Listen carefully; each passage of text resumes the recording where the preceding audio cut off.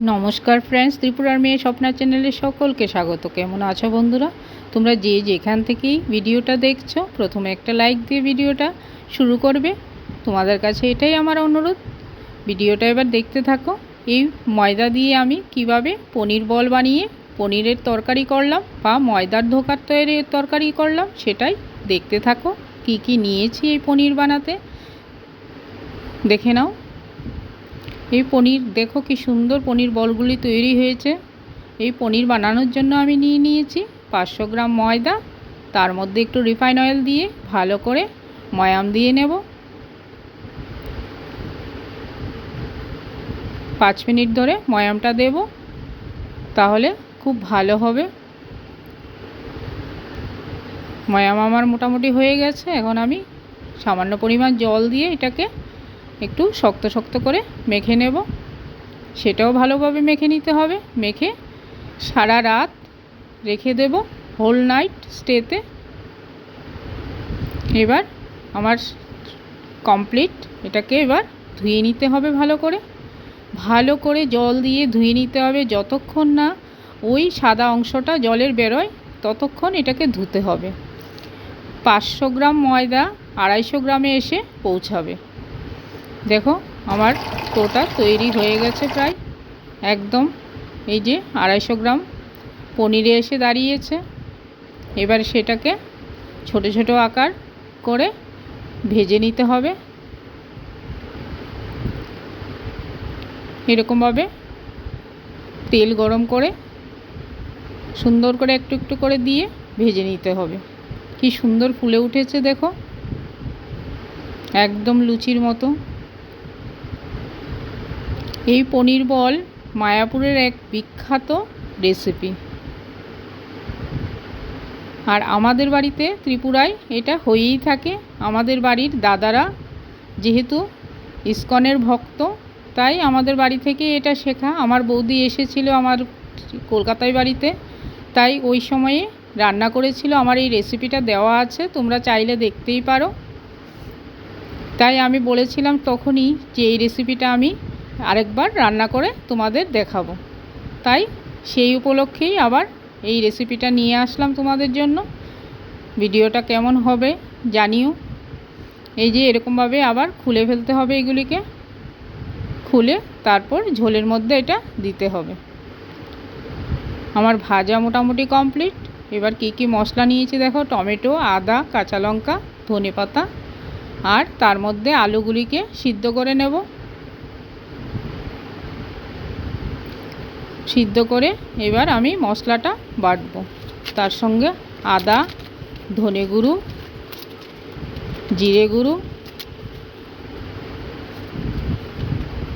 নিয়ে এবার এই মশলাগুলিকে বেটে নিলাম। বাটা মশলার টেস্টই একটা আলাদা হয় তরকারি, তাই আজ বাটা মশলা দিয়েই রান্নাটা করব। এবার আলুগুলিকে ভেজে নেব। তার জন্য দিয়ে দিলাম নুন আর হলুদ, দিয়ে আলুগুলিকে লাল লাল করে ভেজে নেব।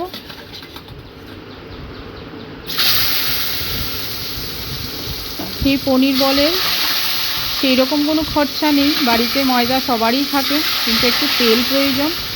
তেল ঘরে থাকলেই এটা বানানো যায়।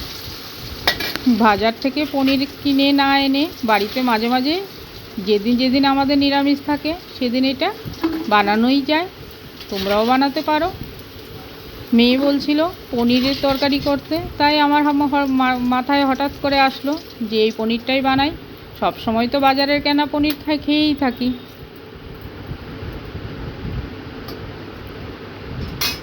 তারপর ও চেয়েও ছিল যে মামির হাতে রান্না খেয়েছিল, এখন তুমি করে দেখো মামির মতো হয় কি না। তাই আমি বানাতে বসে গেলাম।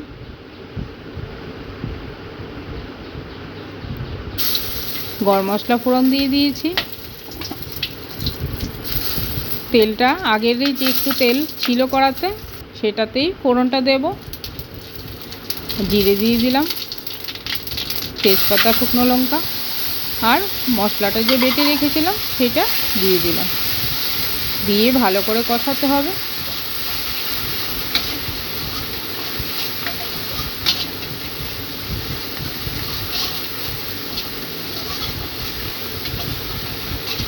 এবার তার মধ্যে আমি মশলা কষানো হয়ে গেছে, তার মধ্যে টমেটোটা দিয়ে দেব। সেটাকেও দিয়ে ভালোভাবে কষাতে হবে, টমেটোগুলি একদম গলে যাবে।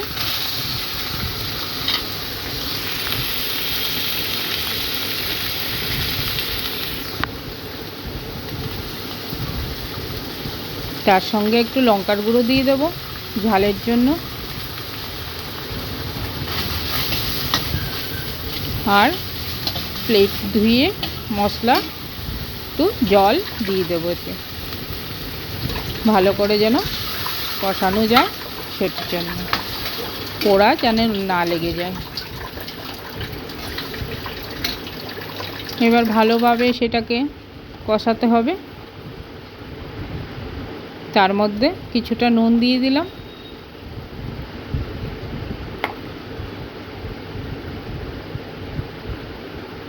হলুদ গুঁড়ো,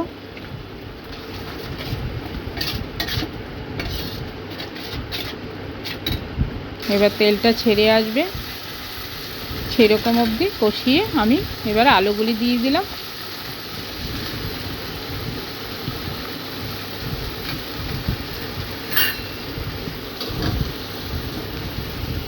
দিয়ে জল গরম বসিয়ে রেখেছিলাম আগেই, সেটাকে দিয়ে দিলাম।